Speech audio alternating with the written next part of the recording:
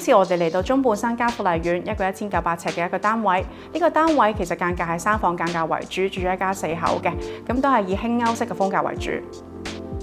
因為屋主中意一啲簡潔嘅型格嘅歐式風格，所以喺用色方面嘅話咧，我哋都摒棄咗一啲飽和度高嘅顏色，反而用咗多啲嘅對比色，譬如黑白灰去增加翻個立體感。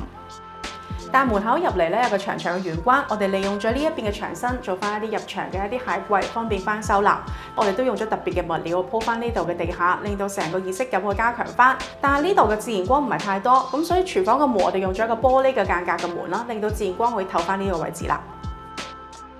喺玄關嘅右手邊咧，呢度原本係個飯廳嘅位置，但因為比較短啦，咁所以嚟講唔係太理想。我哋將飯廳移咗去我哋嘅中間嘅位置，而呢一度變相多咗一個中島區啦，可以增加翻收納，都係變成咗客廳嘅焦點所在。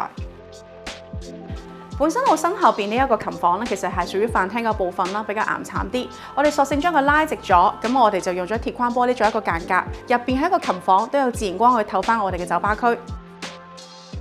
而另一邊嘅通道嘅位置，我哋做咗一個隱藏門嘅設計，咁就令到啦食飯嘅時候咧就唔會對住個通道啦。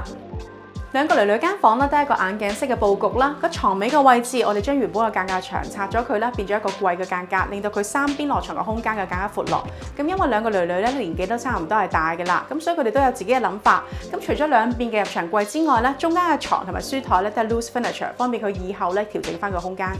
因為屋主就唔習慣喺主人房度睇電視，反而需要多啲嘅儲物空間，所以喺床尾呢個位置咧就做咗一立嘅一個儲物高櫃啦。咁同埋用咗一個暖灰色去取代翻出邊嘅白色，令到成個空間咧更加容易打造出入睡嘅氛圍啦。喺主人房走廊入嚟嘅右手邊咧有一個比較細嘅空間，而家咧我哋將佢打造出一個步入式嘅衣帽間，並且喺後邊呢一個位置咧做翻個發光鏡，方便翻佢喺呢度整理儀容啦。